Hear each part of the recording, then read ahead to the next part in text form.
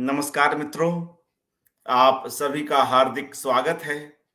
प्रयाग शुक्ल जी पर चल रहे एकाग्र की यह छठी कड़ी है और इसमें हमारे साथ कवि और गद्यकार राजेंद्र उपाध्याय जी जुड़े हुए हैं। आप सभी मित्रों की ओर से उनका हार्दिक स्वागत। राजेंद्र जी, आपका स्वागत है। नमस्कार। मित्रों, नमस्कार।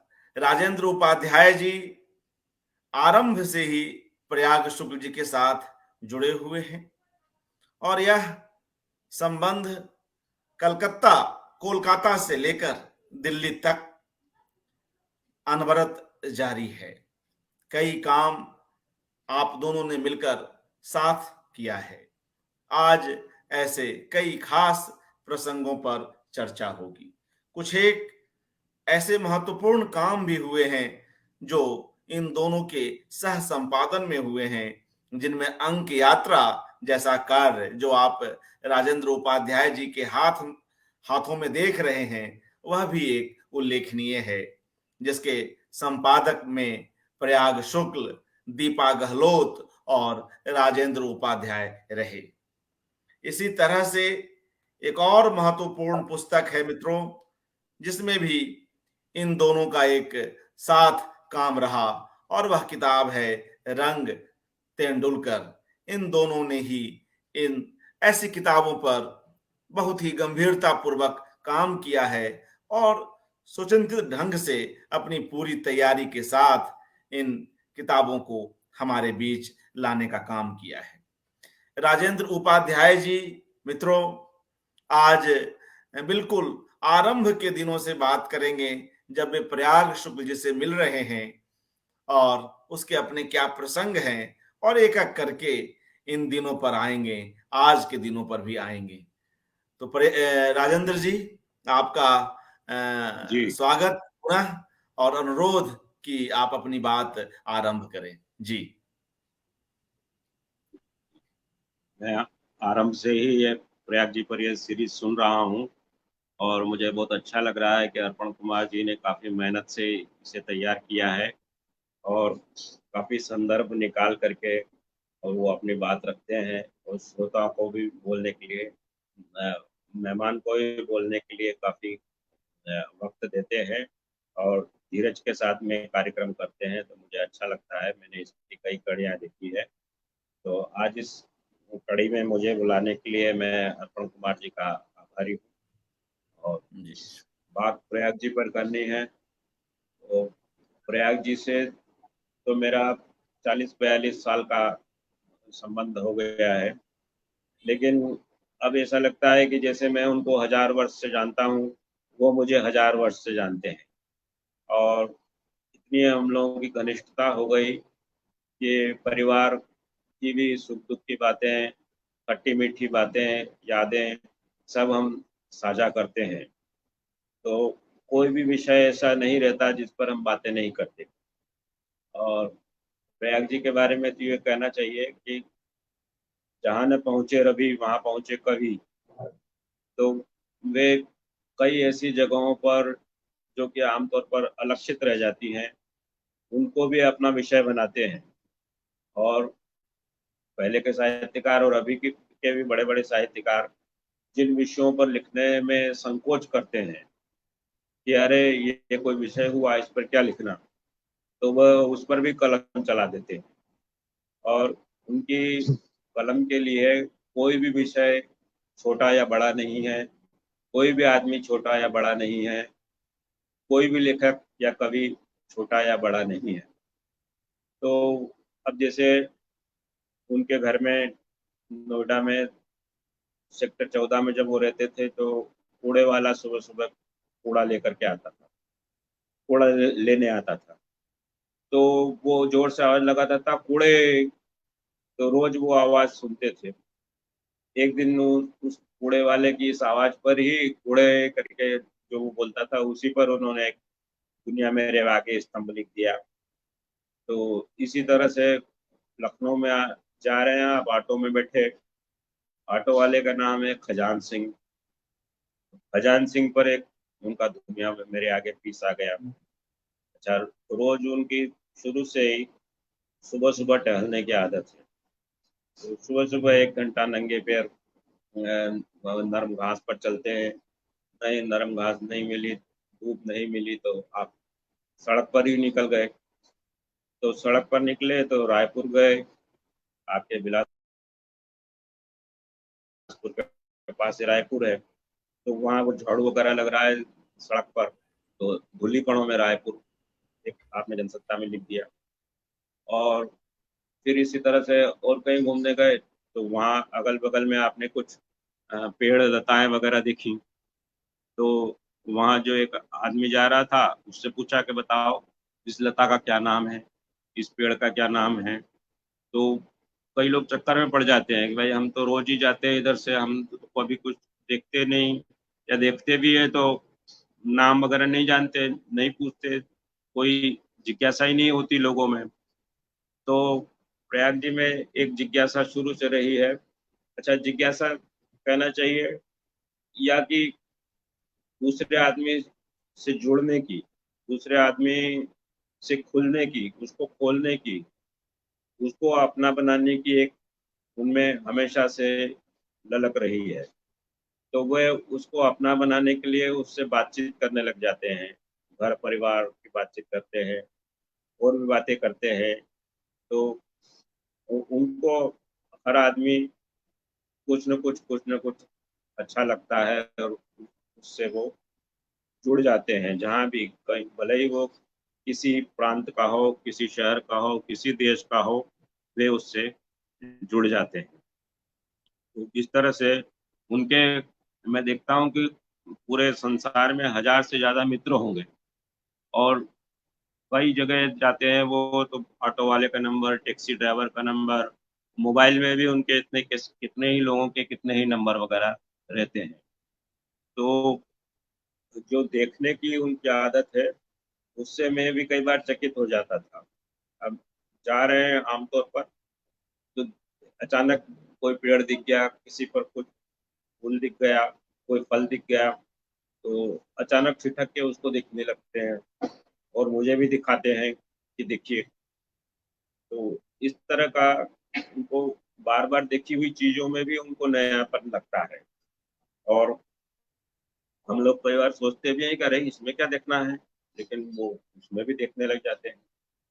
अच्छा, अब आप देखिए कि हम उनको ज्यादातर हिंदी साहित्य में कवि और उसके कवि, लेखक और गद्यकार, कहानीकार, उपन्यासकार, टिप्पणीकार के रूप में ही जानते हैं। लेकिन जो चित्रकार हैं, वो कलाकार हैं, संगीतकार हैं, नाटककार हैं, उनकी उनसे भी उनका बड़ा है नाता है शुरू से, और एक बिरादरी उनकी है। और पहले तो वह बंगला की पत्रिकाएं, देश पत्रिकाएं और बंगला की किताबें और ये सब बहुत रुचि से बार बार मंगवा करके पढ़ते थे। और कलकत्ता जब भी जाते थे तो देश का विशेषांक, दिवाली विशेषांक लाते थे। और ये तो जय गोस्वामी की कविताएं हुई, या नया से नया जो कवि बंगला में लिख रहा है, उनकी वो जानकारी रखते हैं। और फिल्मकारों की भी जानकारी रखते हैं, सतीश रे से लेकर के अदूर गोपाल कृष्णन तक, और मृणाल सेन से लेकर श्याम बेनेगल तक। और जहाँ जहाँ जो भी कोई अच्छा काम कर रहा है, मणिकौल उनके मित्र थे, और कुमार साहनी, और जो जो जो लोग भी, जो भी क्रिएटिव लोग हैं, उनसे उनका कुछ न कुछ मित्रता जरूर रहती है, और वो एक उनसे पारिवारिक संबंध बना लेते हैं। तो अब हम कहीं किसी सूरत या बड़ौदा या और कहीं किसी अनजान जगह पर जाएंगे तो हम लोगों को एक असुरक्षा की भावना हो जाती है कि अब कहाँ ठहरेंगे, क्या करेंगे। लेकिन वो देखें तो बड़ौदा में उनके इतने मित्र हैं, सूरत में उनके इतने मित्र हैं, और अहमदाबाद में इतने मित्र हैं, बम्बई में इतने मित्र हैं, तो कहाँ कहाँ उनके मित्र नहीं हैं। और वहाँ मणिपुर में देखिए तो वहाँ के लोग भी उनके अपने हैं। जहाँ भी वो चले जाते हैं, वहाँ देहरादून में हुआ, उत्तराखंड में कहीं, तो अच्छा, ये मित्र सब जगह हैं, लेकिन संस्थाओं में भी जहाँ देखो वहाँ सब लोग उनको जानते हैं और सब बुलाते रहते हैं बराबर, और सब जगह वो जाते भी हैं। तो ये सब होता है। लेकिन देखने का जो उन्होंने मुझे सिखाया, तो मैं शुरू में तो अचरज करता था, लेकिन बाद में मुझे भी देखना आ गया। और दुनिया मेरे आगे में बराबर वो लिखते थे, तो मैं भी दुनिया मेरे आगे लिखने लगा उसी तरह की चीजें उनको देख करके। तो अभी हाल में उनकी पत्नी ज्योति जी का देहांत हुआ। तो ज्योति जी की एक बात मुझे बड़ी पसंद थी कि वो प्रयाग जी की कविता कहानी वगैरह तो जो भी है वो लिखते थे, तो ठीक है। लेकिन सबसे अच्छी चीज ज्योति जी को उनके लेखन की पसंद थी, वो थी दुनिया मेरे आगे, जो जनसत्ता में आता था। तो उसको एक उन्होंने ललित गद्य शैली में और उतने सीमा में बांध करके, शब्द सीमा में बांध करके, एक बड़ा अच्छा वो कहानी का भी उसमें आनंद होता था, यात्रा वृत्तांत का भी आनंद होता था। और एक फिल्म जैसी वो छोटी सी डॉक्यूमेंट्री टाइप हम लोगों को दिखा देते थे। जब कहीं पे सैर करने गए हैं तो पता लग जाता था कि हाँ वो वहाँ घूम रहे हैं और हम भी जैसे उनके साथ में घूम रहे हैं, भले ही हम वहाँ नहीं गए। तो उनके जो यात्रा वृत्तांत थे उन पर बहुत कम चर्चा हुई है, जबकि उनके यात्रा वृत्तांत भी बड़े अच्छे हैं। एक है उनका त्रांदाइम में ट्राम। तो वो ट्राम में बैठ करके त्रांदाइम जा रहे हैं अपने मित्र, त्रांदाइम से ट्राम में बैठे हैं और अपने मित्र अंबादास से मिलने के लिए जा रहे हैं। चित्रकार जो थे नॉर्वे में रहते थे, उनकी बेटी भी नॉर्वे में रहती थी, वर्षिता, जिनका कि अभी कुछ बरस पहले कैंसर से देहांत हो गया। तो अंबादास जी से मिलने जा रहे हैं। अब वो राम का ही आपने पूरा जीवंत चित्रण खींच दिया हमारे सामने, तो आप उसमें आप रम गए। ऐसे ही एक उधर जैसलमेर गए तो वहाँ का एक लिख दिया कि चलो एक ऊँट पर बैठते हैं, ज्योति जी ने कहा। फिर वहाँ उस यात्रा वृत्तांत का भी एक है, हेलन गैलरी की नोटबुक, वो भी बड़ी अच्छा यात्रा वृत्तांत है। तो अब मैं ये देखता हूँ कि प्रयाग जी ने क्या नहीं लिखा है, ये मैं कई बार सोचने लगता हूँ। तो देखा तो सब कुछ तो लिखा है, बस एक नाटक को छोड़ करके उन्होंने सब कुछ लिखा है। बाल साहित्य देखिए, अब इतना उनका विपुल बाल साहित्य है। आज भी विश्व साइकिल दिवस है, तो साइकिल पर उनका एक बड़ा अच्छा संग्रह राजकमल से आ रहा है और आ ही गया लगभग। और उसके डिजाइन वगैरह और उसके चित्र वगैरह वो जाने माने चित्रकार सीरज सक्सेना ने बनाए हैं। तो सीरज सक्सेना भी चित्रकार हैं वैसे तो, लेकिन उनको भी लेखन में लाने का श्रेय प्रयाग जी को ही है। और दो किताबें तो हमने जो उनके साथ संपादन में की वो तो आपने दिखाई। तो कल्पना का काश्यांक भी हमने साथ में निकाला था, वो भी बड़ा ऐतिहासिक महत्व का है।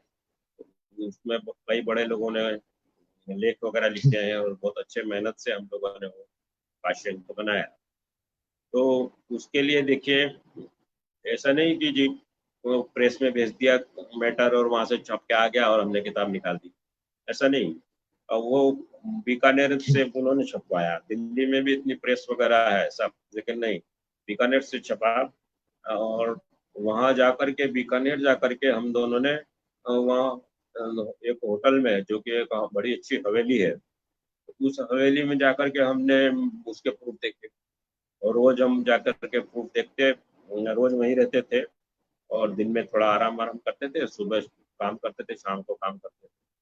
तो एक एक चीज पर हम लोगों ने बड़ी निगाह से उसको काम किया। तो इतनी मेहनत से कौन संपादन करता है आजकल, कोई नहीं करता। अब आप देखेंगे बड़े से बड़े प्रकाशक के यहाँ से किताबें आ रही हैं और उनमें इतनी प्रूफ की गलतियां होती हैं, उतनी छपाई की भूलें होती हैं, सब कुछ होते हैं, लेकिन बस आप छाप देते हैं जैसे तैसे डेडलाइन को वो करने के लिए। तो वो जो कल्पना काशियंक है, और इस तरह से रंग प्रसंग जो पत्रिका उन्होंने संगीत नाटक अकादमी के लिए निकाली हिंदी में पहली बार, वो उसके संपादक ही पहले पहले संपादक थे।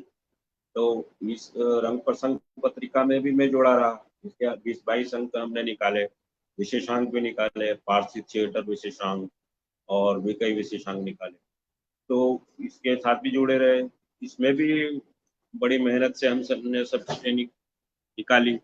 और संगना पत्रिका जो संगीत नाटक अकादमी की हिंदी की पत्रिका है, इसके लिए भी मैं उनके साथ में जुड़ा रहा। और इसमें भी हर चीज बड़ी मेहनत से, और जैसा कि कल मंजरी जी बता रही थी, नए नए लोगों को लिखने के लिए उन्होंने उकसाया कि अब आप लिखिए। और ये नहीं कि मित्रता का निर्वाह करके सबको छाप देंगे, ऐसा भी नहीं है। उन्होंने रंग प्रसंग में महेंद्र भल्ला, जो कि एक उपन्यासकार और एक कहानीकार के रूप में प्रतिष्ठित थे, एक पिता के नोट्स जो उनकी बड़ी मशहूर किताब है उपन्यास, तो वो कहानियां मशहूर हैं। तो उन्होंने नाटक लिखा। तो उस नाटक को पहली बार प्रयाग जी ने रंग प्रसंग में छापा। तो इसके बाद भी और भी उनके नाटक छापे। और जब वो नाटक छपे तो जाने माने निर्देशक राम गोपाल बजाज और देवेंद्र राजा अंकुर, इन लोगों का उनके ऊपर ध्यान गया उस नाटक का, और उनके मंचन हुए और बड़े अच्छे मंचन हुए। और महेंद्र भल्ला एक नाटककार के रूप में प्रतिष्ठित हो गए। लेकिन बाद में जब संगना पत्रिका के संपादक हुए प्रयाग जी, तो संगना के लिए भी भल्ला जी ने नाटक दिया। अब भल्ला जी की और महेंद्र भल्ला जी की और प्रयाग जी की दोस्ती तो बहुत पुरानी है। हम लोगों का जन्म ही नहीं हुआ था उस तब से है, उससे भी पहले की है, युवा दिनों की है उनसे दोस्ती। तो लेकिन उस दोस्ती का उन्होंने लिहाज नहीं रखा। ये नहीं कि जी मेरा दोस्त है तो एकदम छाप दो। तो तब संगना के लिए उन्होंने कोई नाटक दिया तो वो उनको पसंद नहीं आया, या आपको तो स्टैंडर्ड नहीं रहा, जो भी कारण है। तो उन्होंने प्रयाग जी ने मना कर दिया, साफ मना कर दिया। तो भल्ला जी को बुरा लगा कि देखो ये प्रयाग जो है ऐसा कर रहा है। लेकिन जब उन्होंने कह दिया कि भाई मैं ऐसे समझौते नहीं कर सकता हूँ, तो नहीं कर सकता हूँ। तो इस कारण उनके कई शत्रु भी हो गए, कई लोग जिनको कि उन्होंने बाद में खराब रचना के कारण, घटिया रचना के कारण छापना बंद कर दिया, तो वो उनके शत्रु भी हो गए। तो इस बात की भी परवाह नहीं की। लेकिन कई बड़े संगीतकार चित्रकार लोगों से लिखवाया जो कि आमतौर पर लिखते नहीं है। अब सीरत सक्सेना की ही खजुराहो की डायरी उन्होंने छापी, और महेंद्र भल्ला की कविताएं छापी। तो बाद में जब उन कविताओं की ओर लोगों का ध्यान गया तो भल्ला जी का कविता संग्रह छपा, एकमात्र एक ही कविता संग्रह। तो वो वाणी प्रकाशन से छपा। तो इस तरह से भल्ला जी कवि के रूप में भी जाने गए। तो उन्होंने कई तरह की चीजें की और कई प्रतिभाओं को सामने लाने का काम किया। जब मैं उनसे कोलकाता में मिला, 1980 की बात होगी, 80 81 की बात। तो कोलकाता कॉफी हाउस में मेरी मुलाकात हुई। तब ये बीड़ी पीते थे, और बाद में सिगरेट भी पीने लगे, फिर सिगार भी पीने लगे। तो अब इधर देखता हूँ मैं कि 10-15 वर्ष से तो उन्होंने सब सिगरेट बीड़ी सिगरेट सब छोड़ दिया। तो बड़ा एकदम अपना इच्छा शक्ति के भी काफी पक्के हैं। ये नहीं कि जी मुझसे नहीं छूटती है, मैं क्या करूँ, वो नहीं। तो ये है। तो वहां रहते हुए, कोलकाता में रहते हुए मैं ज्यादातर कविता ही लिखता था। तो माचवा जी कहते थे, अरे कविता से कुछ नहीं होगा तुम्हारा, तुम कुछ गद्य भी लिखा करो। तो अब वो गद्य का मामला मुझसे बनता नहीं था। तो मैं जब दिल्ली आ गया, तो दिल्ली में फिर मैं शुरू में तो अकेला ही रहता था। 1983 में मैं दिल्ली आ गया, 83 में। तो दिल्ली में आने के बाद भी दिनमान के लोगों से सबसे मुलाकात होती रहती थी। तो तब तक प्रयाग जी नवभारत टाइम्स में आ गए थे। नवभारत टाइम्स के बगल में ही जनसत्ता में भी मंगले डबराल आ गए थे। तो मैं एक बार इनसे मिलने गया तो प्रयाग जी बोले कि वो मंगले डबराल यहीं आ गए हैं जनसत्ता में, तो आप उनसे मिल लो। तो मैं गया मिलने। तो वहाँ जब मंगलेश जी बड़े खुश हुए मिल करके, और बड़ा मुझे सब समीक्षा वीक्षा और भी कई चीजें व्यंग्य हास्य व्यंग्य वगैरह कहानी वहानी लिखने के लिए उन्होंने मुझसे कहा और मैंने कई चीजें लिखी। तो ऐसे ही मैंने एक कहानी लिखी, तो बैठे बैठे अब मैंने नोवा टाइम्स में भेज दी। प्रयाग जी के हाथ में आई, तो अब वो जैसे कोई शीर्षक वगैरह सोचता नहीं था, तो वो ऐसे ही कुछ शीर्षक रख के मैंने दे दिया। तो देखा तो वो संडे के दिन छप के आ गई, और उसमें रविवार ये नोवा टाइम्स में, और उसमें शीर्षक बड़ा अच्छा आपने दे दिया, पीछे रह गई एक कोयल। अरे मैंने कहा अच्छा, ये भी कहानी का शीर्षक होता है। मैं समझा ही नहीं कि ये इतना सब प्रयाग जी जो है मेहनत करते हैं एक नए लड़के पर, और इस तरह से करते हैं। तो ये है, और भी कई चीजें उन्होंने, जैसे वहाँ मंजर में प्रगति मैदान में हर सप्ताह नाटक होता था। हर सप्ताह नहीं, मतलब नाट जब मेला लगता था तो नाटकों का भी एक सप्ताह होता था। तो मुझसे कहा कि अब आप वो जो नाटक हो रहे हैं तो आप जाके नाटक देखिए, तो उस पर लिखिए। तो मैंने कहा भाई मैं नाटक समीक्षा वगैरह तो मैंने लिखी नहीं कभी, और ये सब तो फिर कैसे क्या होगा। बोले नहीं आप जाइए तो देखिए नाटक। तो मैं गया, और वहाँ मैंने नाटक देखे अच्छे अच्छे, और फिर मैंने लिखा, तो वो भी आते हैं जब उसमें नवा टाइम पे छापा। तो अब मेरे गया वहाँ तो देखा तो वो मनोहर सिंह और ये रघुवीर जी का वो हर नमन नाटक, और इस तरह के कई नाटक मैंने वहाँ देखे, और बड़ा अच्छा लगा। इसी तरह से वो कलकत्ते से आए तापस सेन, जाने माने प्रकाश निर्देशक, और उनकी लाइटिंग का बड़ा कमाल करते थे वो। कभी किसी टीन के डिब्बे से, कभी छलनी से, किसी से लाइटिंग करते थे। तो बड़ा जाना माना नाम था उनका। तो उनसे कहा कि आप इंटरव्यू लीजिए जा करके, तो उनसे मैंने इंटरव्यू लिया। इसी तरह दिनेश ठाकुर आए तो उनसे इंटरव्यू लिया मैंने। तो कई तरह के उन्होंने मुझसे कहा।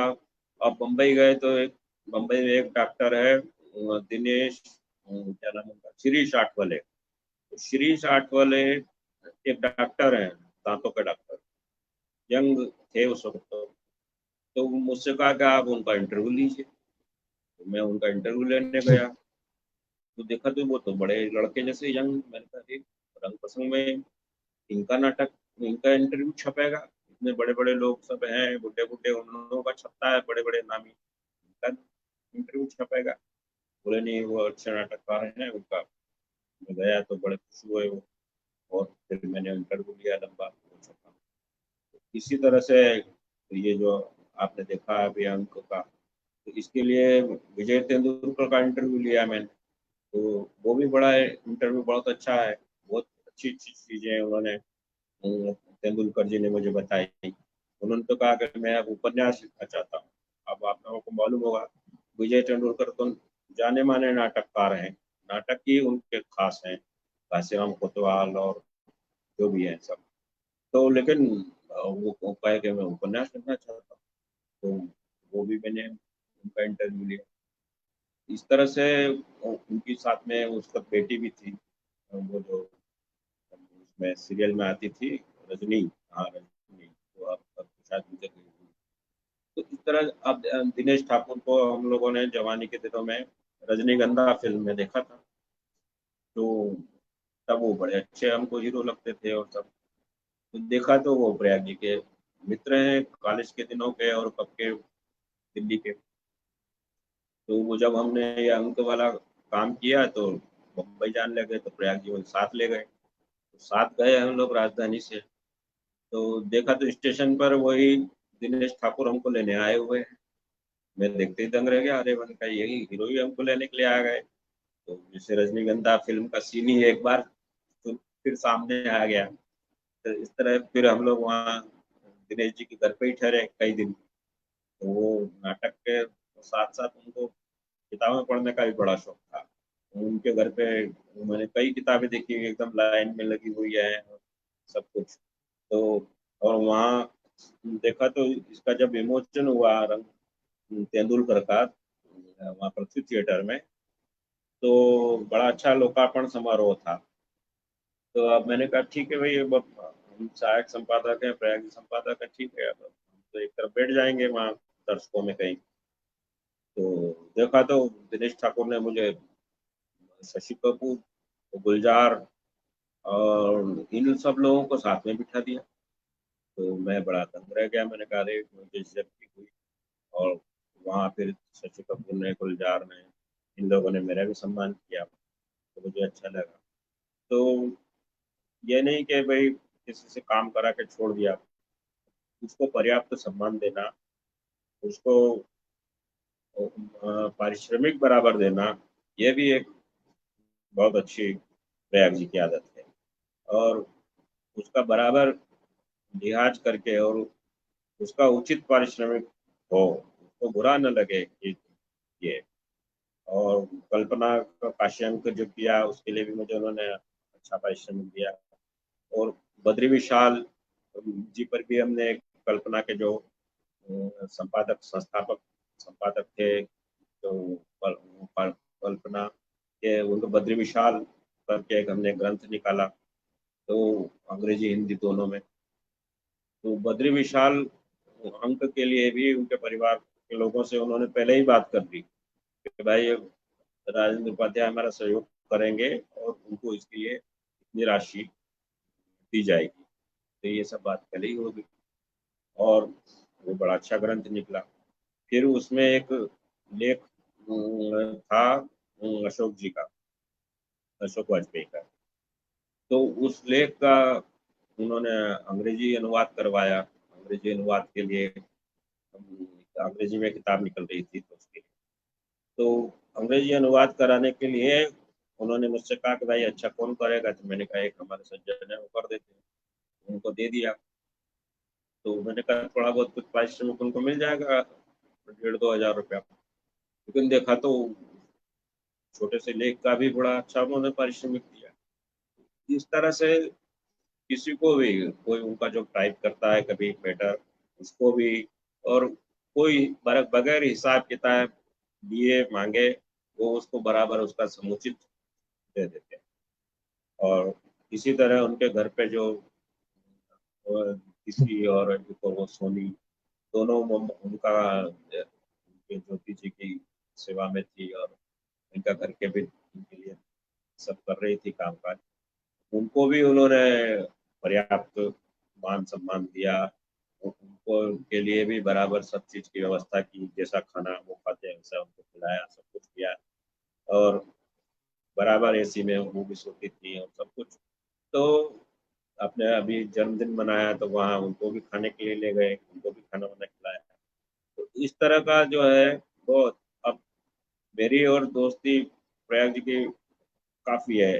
अब लोग बाग चिढ़ते भी हैं और कहते भी हैं कि अरे आपने क्यों मुंह लगा रखा है उतना, प्रयाग जी को कुछ कान में भरते रहते हैं। लेकिन वो नहीं मानते, वो कहते हैं कि नहीं हमारी भाई मित्रता है तो है, बस खत्म बात, और कुछ नहीं है। और मैंने देखा कि बुढ़ापे में आकर के, रिटायरमेंट के बाद में, हिंदी के लेखक बहुत ज्यादा निराश हो जाते हैं। अब के क्या करें, ये नहीं, और अब क्या होगा, और ये नहीं वो नहीं, मतलब इतनी वो कंजूसी और उसमें सब चीज में आ जाते हैं। जबकि प्रयाग जी शुरू से ही अपना लेखन करते रहे, लेखन के बल पर अपने आजीविका चलाते रहे। और मैंने देखा कि उनमें कभी दैन्य नहीं आया, कभी नैराश्य नहीं आया, हमेशा एकदम शानदार शानदार जीवन जीना, कहीं भी जाना तो शानदार तरीके से रहना, शानदार कपड़े पहनना, और इस बारे में कोई कंजूसी नहीं करना। तो मुझे वहाँ कलकत्ता भी ले गए एक बार। अब वो उनको हिंदी भाषी होते हुए भी सुभाष मुखोपाध्याय पर बोलने के लिए, जब बंगला के जाने माने कवि थे, ज्ञानपीठ मिला था, तो सुभाष मुखोपाध्याय की जन्म शती आई, उन पर पहला व्याख्यान देने के लिए प्रयाग जी को बुलाया गया, सावली मित्रा ने बुलाया। तो वहां जाने के लिए उनका हवाई जहाज का टिकट और वो सब कुछ कर रहे थे। तो उन्होंने कहा कि नहीं, राजेंद्र उपाध्याय भी हमारे साथ जाएंगे। और मेरा भी उन्होंने आने जाने का कलकत्ता का टिकट मंगवाया और दोनों गए। और हम वहाँ आराम से रहे, घूमे फिरे, वहाँ से मुड़ी उड़ी संदेश वंदेश लाए। और तो वहाँ मैंने देखा कि हिंदी के एक लेखक को सुनने के लिए बंगला के सब जाने माने बड़े बड़े कवि और साहित्यकार आए हुए। जय गोस्वामी थे और भी कई लोग थे, मैं तो ज्यादा सबको जानता नहीं हूँ। इसी तरह रविन्द्रनाथ का जब एक कार्यक्रम 150वीं जयंती का कार्यक्रम हुआ शांति निकेतन में, तो वहां भी देखे थे हिंदी से प्रयाग जी को बुला रहे हैं। तो बंगला भाषियों में भी उनका इतना आदर मान सम्मान। और सुनील गंगोपाध्याय तो बहुत ही ज्यादा मानते थे और हर जगह कहाँ चीन वगैरह और भी लंदन बुक फेयर में भी वो गए और वो सब किया। तो प्रयाग जी से मेरा संवाद होता रहता है, लेकिन मैंने, आपको आश्चर्य होगा कि मैंने अभी तक उनका कोई इंटरव्यू नहीं लिया। तो मैं कई लोगों के इंटरव्यू लिए मैंने, और रूबरू करके मैंने एक किताब भी बनाई है, तो वो भी है। तो सब है, लेकिन वो, अच्छा, ये भी है कि जब भी उनकी कोई किताब आती है, नई से नई किताब आएगी तो पहले प्रतीक मुझे देंगे और लिख करके बाकायदा देंगे और रखती रहती है। लेकिन कभी उन्होंने ये नहीं पूछा कि आपने पढ़ी उसको, कि आपने देखी, या आप कुछ लिख दीजिए, कि वो जो समीक्षा वहाँ भेज दीजिए, कि ये कर दीजिए वो कर दीजिए। कभी नहीं, कुछ नहीं। और जब वो 75 के हुए, अब तो 82 के हो गए, 75 के होने वाले थे, तब डॉक्टर कृष्णदत्त पालीवाल थे, जो कि अब स्वर्गीय हो गए। तो उन्होंने मुझसे कई बार कहा कि देखो, उनके ऊपर ग्रंथ निकालना, प्रयाग जी पर ग्रंथ निकालना है और एक किताब बढ़िया प्रयाग जी पर बनी है। मैंने कहा ठीक है, करते हैं काम, देखते हैं।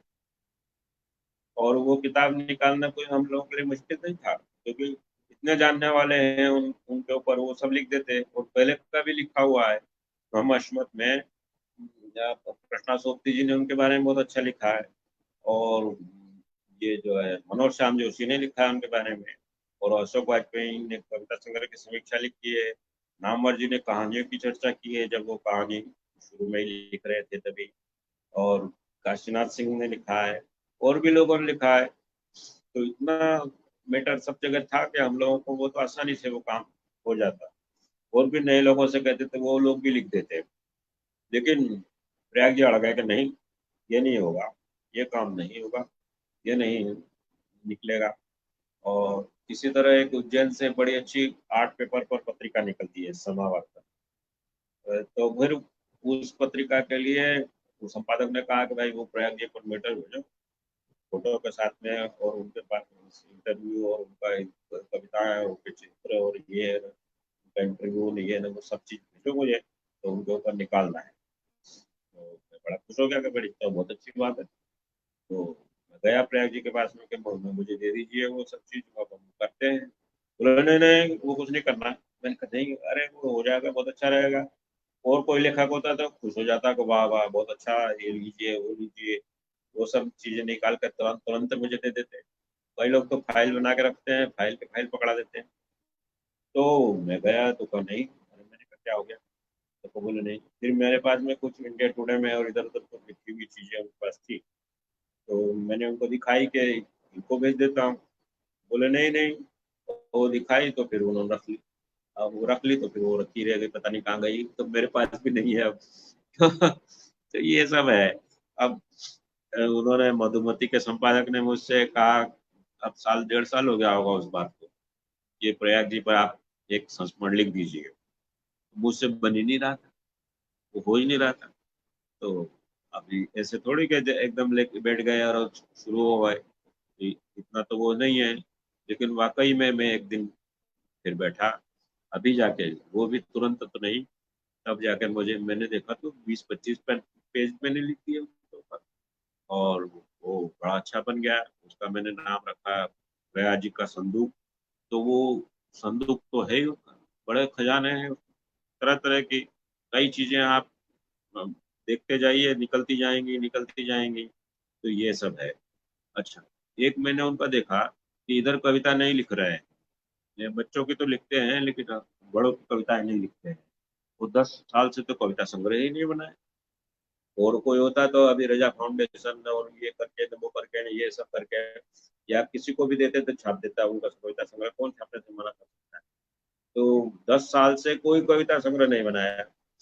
और कविता लिख लेते हैं कभी कभी थोड़ी थोड़ी, लेकिन वो ये कहते हैं कि मैं कविता उतनी नहीं लिख पा रहा, तो क्या हो गया, मैं सराहा तो सकता हूँ। और नए से नए कवि, ज्योत्सना बनर्जी, अडानी और अविनाश मिश्र और वो प्रभात, और भी कई नए से नए कवि, और शिरीष कुमार मौर्य, और उनकी कविताएं वो समालोचन में या और कहीं, या कहीं मोबाइल में या कहीं भी पढ़ लेते हैं, या कहीं पत्रिका में पढ़ लेते हैं, कहीं पढ़ लेते हैं, तो तुरंत उसको फोन करके बधाई देते हैं कि वाह क्या बात है। और उनके पास नंबर नहीं होता है तो दूसरे किसी से नंबर मांगते हैं कि उसका नंबर दे दो मुझे बात करनी है। तो फिर नंबर लेके बराबर बात करते हैं उससे, उसकी कविता की तारीफ करते हैं। तो ये एक बड़ा गुण है। जबकि दिल्ली के साहित्यकारों में ये है तो वो अपना ही पढ़ते हैं और किसी का पढ़ते ही नहीं। अपना ही लिखते हैं, अपना ही पढ़ते हैं। और पढ़ भी लेंगे, किसी का कोई तारीफ भी करेगा तो हाँ हूँ करके बात टाल देंगे। तारीफ करना तो दिल्ली के लोग जानते ही नहीं है कि किसी की तारीफ करें। जबकि प्रयाग जी का ऐसा है कि बराबर। अच्छा, चित्रकला के क्षेत्र में भी आप देखिए, कहीं किसी प्रदर्शनी लगी हुई है, कहीं भी लगी हुई है, आप जरूर देखने जाएंगे। तो वहाँ के कलाकारों के लिए, उनके प्रोत्साहन के लिए, कभी इंडिया इंडिया इंटरनेशनल सेंटर से केक लेके जा रहे हैं, कभी कहाँ से कुछ लेके जा रहे हैं, वो उनको बराबर प्रोत्साहन देते हैं। तो ये, और बीकानेर हाउस में देखा मैंने कि वो लिफ्ट नहीं चल रही थी, वो सीढ़ियाँ ऐसी विकट और ऊपर चढ़ना है, और मैं तो हार गया, मैं तो बैठ गया, मैं नहीं गया। अब ये सीढ़ी चढ़ के जा रहे हैं देखने के, और वो देख करके आए, वो बराबर ध्यान से देख रहे हैं। और बाद में अभी एक त्रिवेणी कला संगम में हम गए, तो गए थे नीचे ही ग्राउंड फ्लोर पे एक प्रदर्शनी लगी हुई थी, उसमें प्रयाग जी के भी 2-3 चित्र थे। तो देखने वो गए, और वहाँ एक कलाकार मिल गए, और कलाकार का ऐसा 12वीं। तो गए, तो 3-4 मंजिल सीढ़ी चढ़ते गए, हम लोग चढ़ते गए गर्मी में, बड़े परेशान हुए, मैं ही थक गया। और ये 82 साल की उम्र में थके नहीं, चले गए। और बड़े प्रेम से सब चीजें उनके देखी और सब चित्र देखे। और बाद में आए तो, नीचे आए तो उस गैलरी में गए, तो गैलरी के मालकिन को कहा कि बहुत बड़ा अच्छा कलाकार है वो, आप उसका चित्र लगाइए, आप उसके चित्र खरीदिए। और ये सब लगे हुए। और कोई हेमंत राव, एक है आर्टिस्ट भोपाल का, बड़ा यंग, तो उसके ऊपर आपने लिख दिया पूरा जनसत्ता में, और कैटलॉग लिख दिया। और तो और कई अंग्रेजी के आलोचक परेशान हो गए, कहने लगे कि प्रयाग जी ने हमारा बाजार भाव बिगाड़ दिया। और लोग आर्टिस्ट और कला आलोचक तो 1-1.5 लाख रुपया लेकर के लिखते हैं, तो ये कैटलॉग या प्रदर्शनी क्यूरेट करते हैं, सब कुछ करते हैं। तो ये अपने किसी के लिए फ्री में भी लिख देते हैं, किसी को कोई चित्र भेंट दे देता है तो लिख देते हैं। तो इनका इतना उदार स्वभाव है। और कितने बड़े बड़े लोगों पे लिखा है, ये नहीं कि जी मैं तो बड़े लोगों पे लिखता हूँ, सुजा पर ही लिखूंगा कि राम कुमार पर ही लिखूंगा कि हुसैन पर ही लिखूंगा, ऐसा नहीं। वो तो कई छोटे छोटे आर्टिस्ट पर भी लिख दिया। अब जैसे ही कवियत्रियों पर भी छोटी छोटी कवियत्रियां है, नई नई कवियत्रियां है, ज्योत्सना बनर्जी अडानी, उसकी किताब की भूमिका लिख दी, और ऐसे सबका कर दिया। तो समीक्षा भी लिख देते हैं, जिसकी पसंद आती है उसकी समीक्षा है इंडिया टुडे आउटलुक में कर देते हैं। तो इस तरह से रचनात्मक जीवन जीते हुए वो अपना, कब 82 के हो गए कब क्या, वो उनको पता ही नहीं लगता, हमको भी पता नहीं लगता कि 82 के हो गए। वो 18 की जोश से काम करते हैं, और हम लोगों को भी देख के आश्चर्य होता है। तो अब 82 साल तो प्रयाग जी ने पूरे कर लिए। इसे राजेंद्र जी, 28 राजेंद्र जी, 83 का जी। हाँ, थोड़ा आगे बढ़ के बात करेंगे, तस्वीर कुछ साफ आएगी। तस्वीर आपकी हाँ धुंधली है। जी, थोड़ा आगे, वो हाँ, इतना पे अगर जी। हाँ, अभी जी। 28 मई को 83 जी। के हो गए, 83। तो अब इसी तरह से वो लगे रहे अपने काम में, और सुबह सुबह ऐसे घूमते रहे, तो 17 साल और वो पूरे करके क्षति मना के ही जाएंगे, मुझे ऐसा लग रहा है। अभी उनका जो काम काम का ढंग है, और जो जो जो जो भी वो सब कर रहे हैं, उसको देख करके और योजनाएं तो उनके मन में कई बनती रहती हैं और चलती रहती हैं। कभी उन्होंने नहीं कहा कि बस अब हो गया, अब मैं थक गया हूँ, अब मैं नहीं कर सकता। तो वो जो मैंने कहा था कि मैं उनका इंटरव्यू लेने नहीं ले पाया या जो नहीं कर पाया, तो ये भी है कि हम लोग मिलते हैं, सप्ताह में 2 एक बार भी मिलना हो जाता है, कभी कभी नहीं भी होता है। तो लेकिन ये है कि हम बात ही नहीं करते, ये नहीं कि लगातार हम बात ही करते जाएं। हमारा मौन में भी संवाद चलता रहता है। ये भी है कि हम दोनों 1 घंटे तक आसपास पास में बैठे हुए हैं और कोई बात नहीं हो रही है, वो फिर भी बात हो रही है। तो मौन में भी हम लोगों का संवाद चलता रहता है।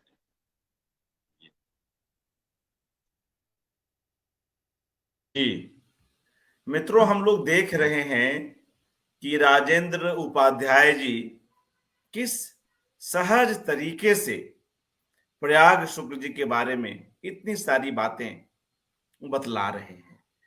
और यह इसलिए संभव है कि दोनों ने रचनात्मक स्तर पर खूब काम किया है।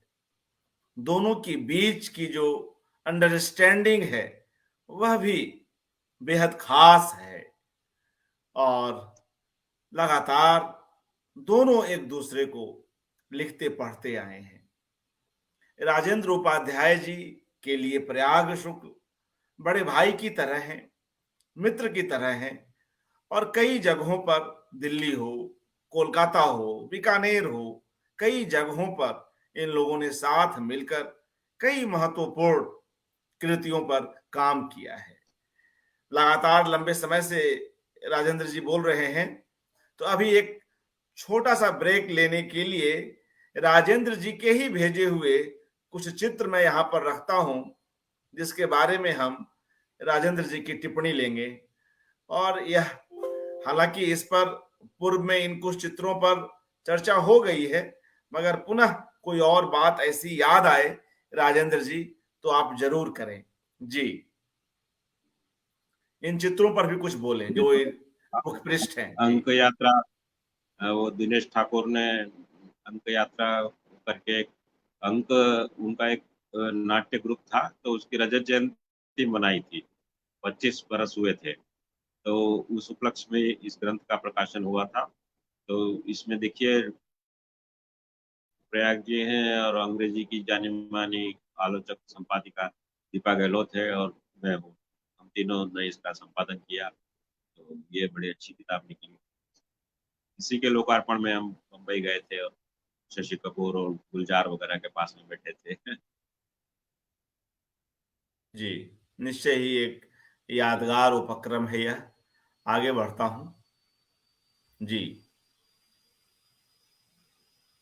हाँ, ये रंग तेंदुलकर है। ये विजय तेंदुलकर पर हिंदी में पहली किताब है और इतनी अच्छी किताब बाद में भी नहीं निकली। अंग्रेजी में तो उनके ऊपर काफी किताबें हैं, लेकिन हिंदी में ये पहली ही किताब है। तो इसके लिए भी मैंने काफी इंटरव्यू वगैरह किया और भी किया, कुछ अनुवाद वगैरह भी किए। तो ये किताब तेंदुलकर जी जब जीवित थे तब उनको भेंट की गई थी, तो वो भी इसको देखकर बड़े प्रसन्न हुए। जी, इस अवसर पर जब इस किताब की चर्चा हो रही है राजेंद्र जी, तो हमारे एक महत्वपूर्ण लेखक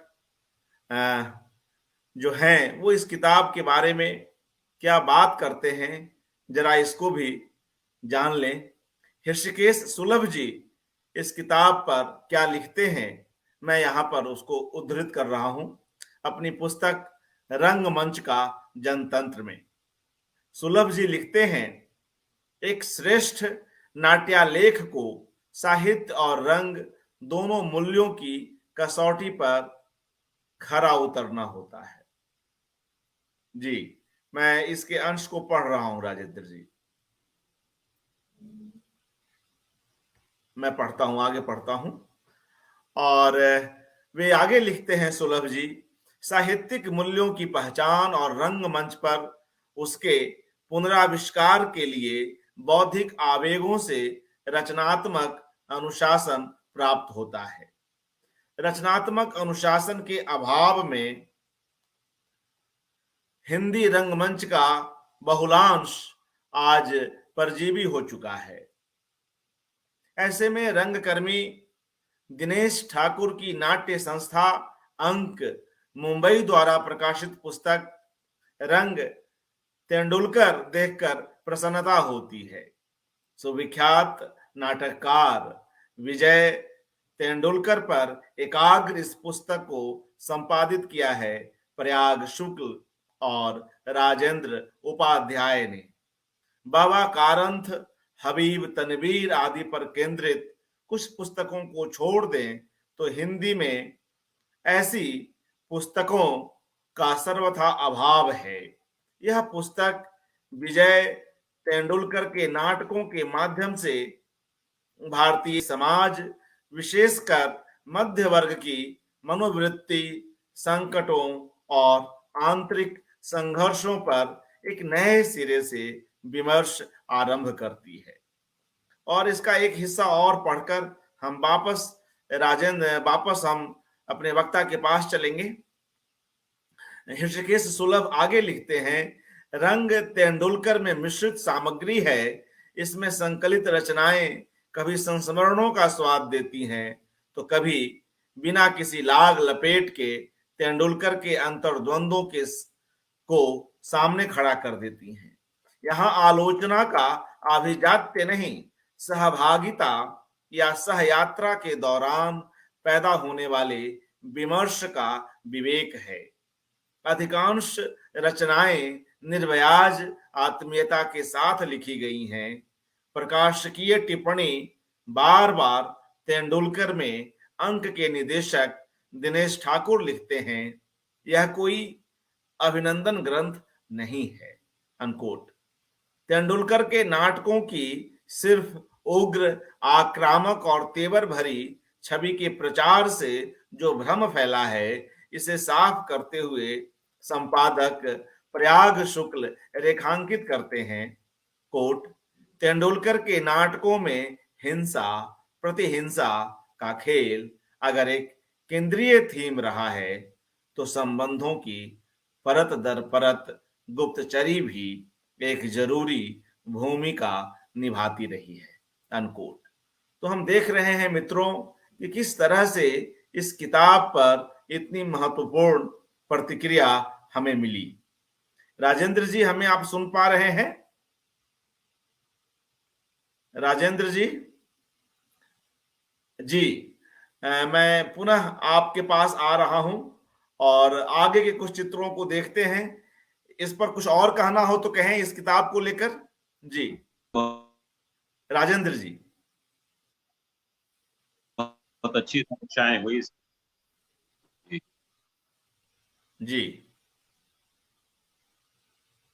हाँ, हाँ, आपकी कई आवाज जगह, आ रही है, हाँ, कहें। जी कई जगह इस किताब की बड़ी अच्छी समीक्षा हुई, जनसत्ता में और भी कई जगह, और बड़े बड़े लोगों ने इसकी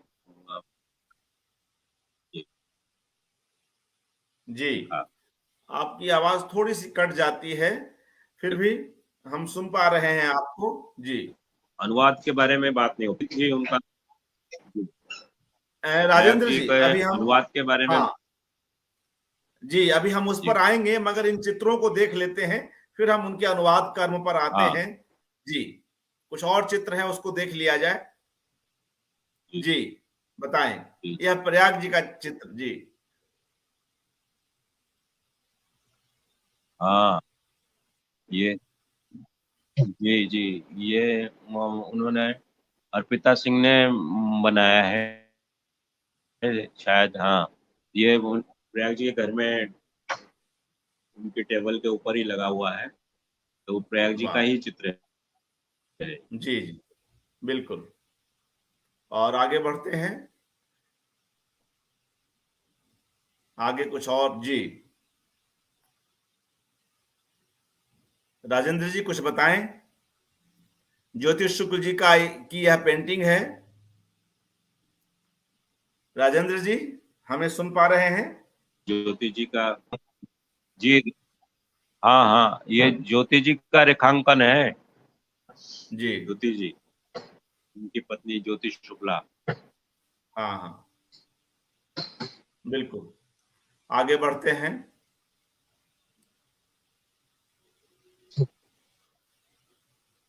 जी, यह ज्योति शुक्ल जी और हाँ, ये अ, ज्योति प्रयाग जी के शुक्ल पास एक साथ।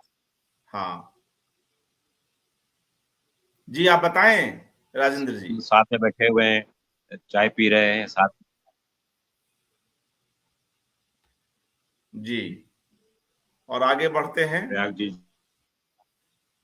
जो यह हमारे कवि केदारनाथ सिंह जी और प्रयाग शुक्ल जी एक साथ ये दिखाई दे रहे ये हैं। रूस रूस में है, ये रूस में भारत महोत्सव में। हाँ, हाँ, रूस में होटल पे 400 कमरों की बड़ी एक होटल है, उसमें ये दोनों कवि कपिया रहे हैं। और भारत महोत्सव हुआ था रूस में, राजीव गांधी के जमाने में, तब का है। और वाह। उस साथ में हवाई जहाज में सब कलाकार लोग भी गए थे उसमें, भारत रत्न उस्ताद बिस्मिल्लाह खान भी थे। जी, और अब आपकी तस्वीर बिल्कुल साफ हो गई है, हमें खुशी है राजेंद्र जी। हाँ, इस चित्र के बारे में बतलाएं। हाँ, ये उज्जैन में चंद्रकांत देवताले के साथ बैठे हुए हैं नदी किनारे, हाँ हाँ। कवि कवि जी, चंद्रकांत वाह। देवताले। जी जी। और कुछ एक उज्जैन चित्र में और देवता है ने इस। तांगे में भी बिठाया था, ठाकुर जी को हाँ, क्या तांगे में कह रहे हैं? बिठाया था। तो क्या कह रहे हैं? उज्जैन में उज्जैन में देवताले जी ने प्रयाग जी को तांगे में बिठाया था। तो वाह। उस तांगे में बैठने के प्रसंग पर भी आपने एक दुनिया मेरे आगे लिखा था। अरे वाह। जी, और आगे बढ़ते हैं।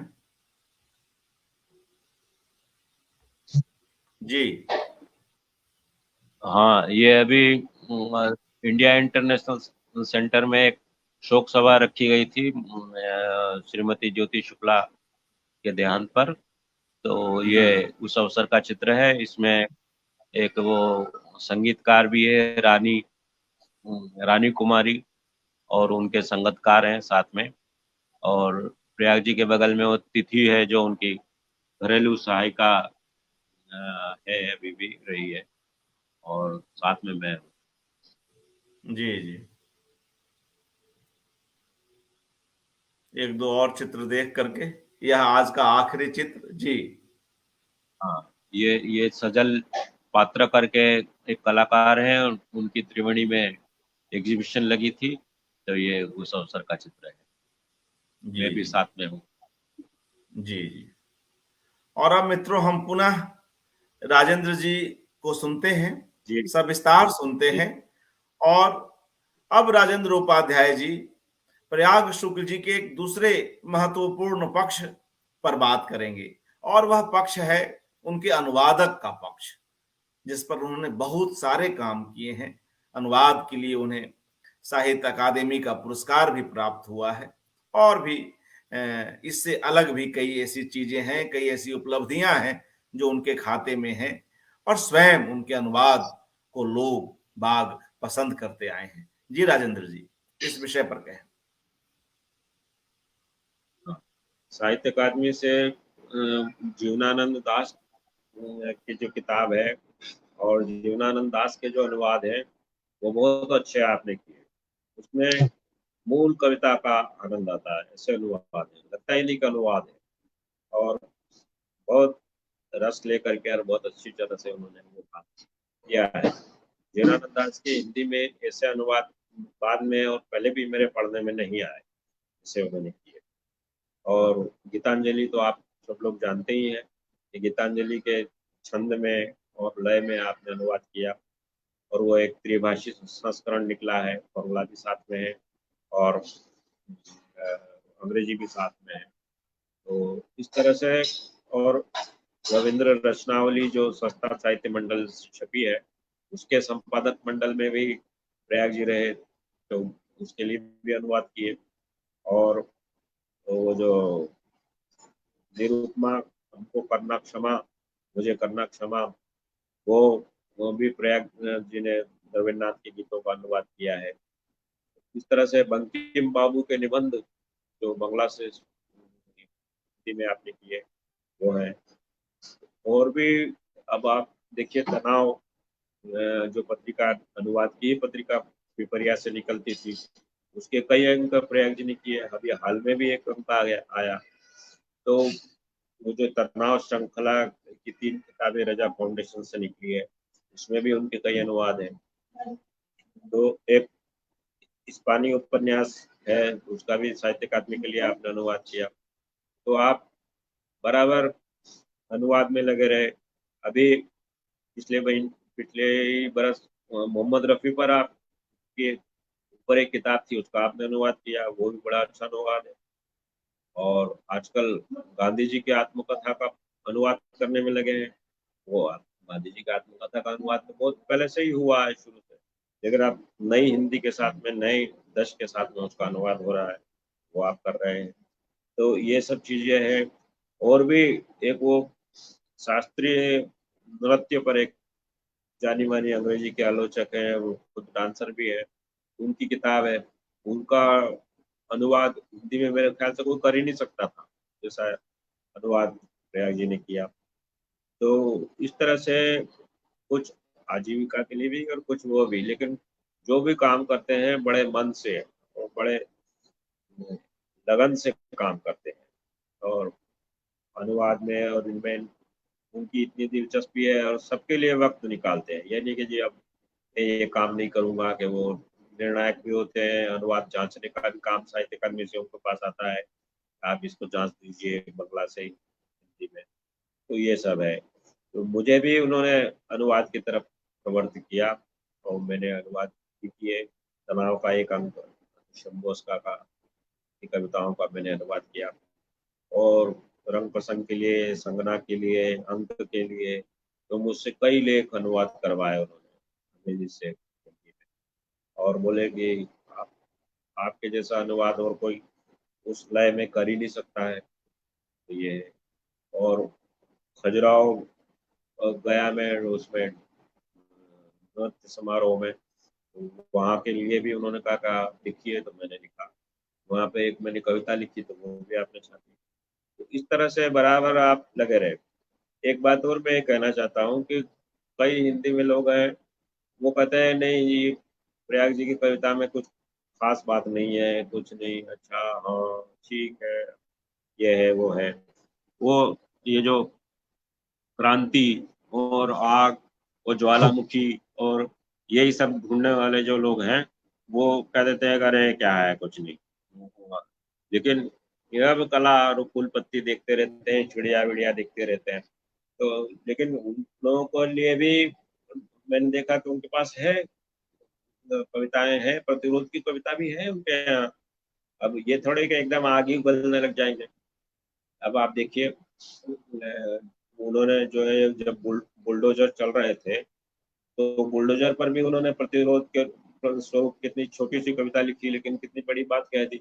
बड़ी भारी कोई एकदम कविता में बुलडोजर थोड़ी चलाना है, लेकिन किया उन्होंने काम।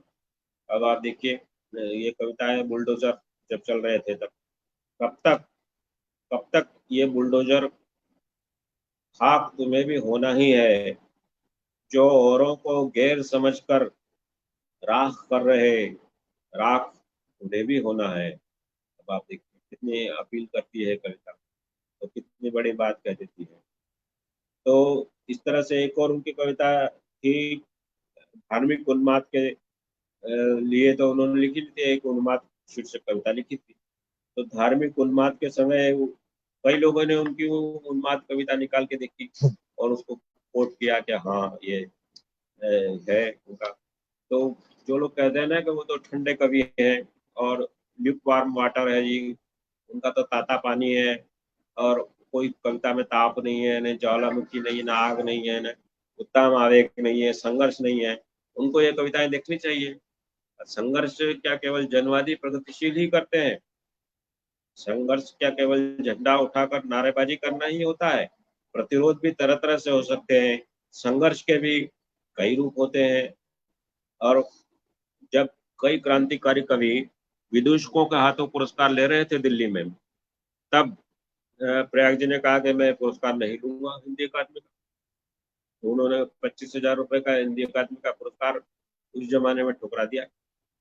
बोले कि नहीं, तो लोगों ने कहा कि भाई क्या बात हो गई, क्यों आप जो है, बोले कि नहीं मैं तो ये जो राजनेता लोग पुरस्कार देते हैं मैं उनके हाथों से पुरस्कार नहीं। अब आप देखिए, तो कहा कि लेखक ही लेखक को पुरस्कार कर सकता है, आप किसी बड़े लेखक को बुलाइए वो हमको पुरस्कार देगा। तो उस वक्त तो ये लोग माने नहीं, क्योंकि मुख्यमंत्री और ये सब इनके बगैर तो हिंदी अकादमी वगैरह का काम चलता नहीं है। तो बात हुई नहीं, लेकिन बाद में देखा तो वो परंपरा उन्होंने स्थापित की, और उसमें प्रभाष जोशी ने, कुंवर नारायण ने, इन लोगों ने, कृष्णा सोबती ने, इन लोगों ने पुरस्कार दिए, और मुझे भी कुंवर नारायण ने और प्रभाष जोशी ने पुरस्कृत किया। तो इस तरह से एक उन्होंने ट्रेंड ही चला दिया कि भाई राजनेता को पुरस्कार नहीं देगा। तो अब आप देखिए उनके कितने राजनीति में इसमें जानने वाले लोग हैं। मुलायम सिंह यादव के यहाँ से उनके लोग आए कि साहब मुलायम सिंह जी आपसे मिलना चाहते हैं, आपको याद कर रहे हैं। वो लोहिया के जमाने से जब समाजवादी आंदोलन में बोल सकते हैं, तो याद कर रहे हैं, आप आइए। तो और कोई बता दौड़ के चला जाता है, गए नहीं। राजा ने कहा नहीं नहीं बस ठीक है, अब मैं क्या करूँगा, और ये सब नहीं गए, जबकि वो मुख्यमंत्री थे और सबको रक्षा मंत्री थे और क्या नहीं थे। तो मिलते तो कुछ प्रयाग जी को कोई बड़ा पुरस्कार वगैरह ही मिल जाता, लेकिन वो गए नहीं। और इस तरह से कई मंत्री मंत्री सब हो गए, राज्यपाल हो गए, और सब उनके मित्र हैं, लेकिन किसी से कोई बेजा फायदा नहीं उठाना, कुछ नहीं करना। और ये जो अपने एक बार हम वहाँ इंडिया इंटरनेशनल सेंटर में बैठे हुए थे, देखा तो एक आदमी बार बार देख रहे हैं इनकी तरफ। फिर उनसे रहा नहीं गया तो वो उठ के आ गए, और उठ के आए और प्रयाग जी से हाथ मिला के बोले कि मैं आपको पढ़ता रहा हूँ दिनमान से और ये सब कर रहा हूँ, मेरा नाम स्वराज है। तो हम दोनों उनको पहचान नहीं पाए और कुछ नहीं, प्रयाग जी ने तो प्रेम से ही बात की। बाद में पता लगा कि वो तो स्वराज कौशल थे, वो सुषमा स्वराज के पतिदेव। तो वो तक आ गए, और इस तरह से भोपाल में गए तो वो नरेश मेहता सम्मान उनको दिया गया हिंदी भवन की ओर से। तो वहाँ राज्यपाल आए सतपाल मलिक जी। तो सतपाल मलिक जी कहने लगे कि प्रयाग जी को तो मैं शुरू से पढ़ता आ रहा हूँ, दिनमान से पढ़ता रहा हूँ, और ये तो हमारे मित्र हैं, और ये नहीं। फिर कहा कि आप राजभवन में आइए, वहीं ठहरिए, ये सब। लेकिन अपना अलग से ही सब उनका इंतजाम रहता है, तो वो गए ही नहीं। वो तो कहीं भी उनको ठहराओ, जो उनके एक मनपसंद चीज जगह होगी वहीं ठहरेंगे। भोपाल में जाएंगे तो पलाश में ठहरेंगे, और भी जगह। और बरेली में एक बार उनको बुलाया गया, तो आयोजकों ने कहीं ऐसे एक अच्छी होटल में ठहरा दिया, ठीक है भाई। तो लेकिन वो बोले कि इसमें तो कोई खिड़की नहीं है, कोई पेड़ नहीं है, तो मैं तो यहाँ नहीं ठहर सकता, मैं तो अपने दूसरी जगह जाऊंगा। आप लोग दूसरी जगह व्यवस्था कर सके, नहीं तो मैं कर लूंगा। और उनको पेड़ बगीचा आंगन वगैरह थोड़ा बहुत वो घूमने के लिए चाहिए, तो उसके लिए वो तो कहते हैं कि एक पेड़ ही मेरे पास में हो और कोई ना हो, तो भी मैं घंटों उस पेड़ से बात कर सकता हूँ, तो घंटों वहां बिता सकता हूँ। तो ये है उनका, चिड़िया, मोर और पंछी और नदी, और उनके सहारे वो अपना कोई, उनको मनुष्य की और ज्यादा किसी की चिंता नहीं रहती कि भाई अब हम अकेले हैं तो क्या करेंगे, कि ये इन सब को भी वो अपना बना करके इनसे संवाद स्थापित कर लेते हैं। जी शुक्रिया राजेंद्र जी, आपने समय निकाला और इतनी महत्वपूर्ण बातचीत की। बस थोड़ा वीडियो कुछ और बेहतर होता तो और ज्यादा आनंद लेते। बहरहाल बहुत ही अच्छी बातचीत रही, और आपने मोर की बात की तो एक कविता प्रयाग शुक्ल जी की मैं यहाँ पर रख रहा हूँ। मोर और मोर वाला हाँ, फोटो मोर भेजा की, था ना, नहीं है? वो भी हाँ दिखाइए। भेजा था, लेकिन जी जी अभी अच्छा, एक शायद दिखाना कहानी संभव संग्रह ना का हो। उनका नाम है, जी कहानी संग्रह का नाम है उनका कंप्यूटर स्क्रीन पर मोर। बिल्कुल, उस पे हमने चर्चा की भी थी शर्मिला बोहरा जालान जी के साथ, जी उस किताब पर जी। और उसकी कहानियों पर चर्चा की। एक कविता प्रयाग शुक्ल जी की रात को मोर। और इस कविता के पाठ के साथ हम लोग आज की यह कड़ी समाप्त करेंगे। प्रयाग शुक्ल जी अपनी इस कविता में लिखते हैं, रात को मोर। मैं सुनाता हूं, छोटी सी कविता है। बोलते हैं मोर, बोलते हैं मोर, रह रह रात को, रात को रह रह, बहुत गहरे, बहुत गहरे अंधेरे में, नींद के इन किन कपाटों बीच, रह रह बोलते हैं रात को। तो जिस प्रकृति प्रेम की आपने बात की, और जब वृक्ष नहीं है, कोई पेड़ नहीं है, बगीचा नहीं है, तो वह उस जगह को छोड़ देते हैं, चाहे उसके लिए स्वयं उन्हें अपनी ओर से कोई तकलीफ उठानी पड़े। तो ये सब एक प्रकृति के प्रेम के साथ उसके सानिध्य में व्यक्ति, जो एक सहज व्यक्ति है, जो अपने आप को रमाए हुए है, और जो ऐसे ही एक जी कविता संग्रह का नाम है उनका रात का पेड़ है, और कहानियां भी हैं। और एक कविता है, वो है रात को कोई एक मोटरसाइकिल से गुजरता है, वो है। इस तरह से रात के भी कई प्रसंग है उनके यहाँ है। जी जी, बहुत अच्छी चर्चा रही। और आपके पास इतनी बातें हैं प्रयाग जी को लेकर कि कभी किसी और सत्र में हम आपको जरूर सुनेंगे और हमें भी अच्छा लगेगा। बहुत बहुत शुक्रिया राजेंद्र जी हमसे जुड़ने के लिए। मित्रों, प्रयाग शुक्ल जी पर यह एकाग्र जारी है। कल हम एक नई कड़ी में पुनः मिलते हैं। शुक्रिया, शुभ रात्रि। नमस्कार। नमस्कार।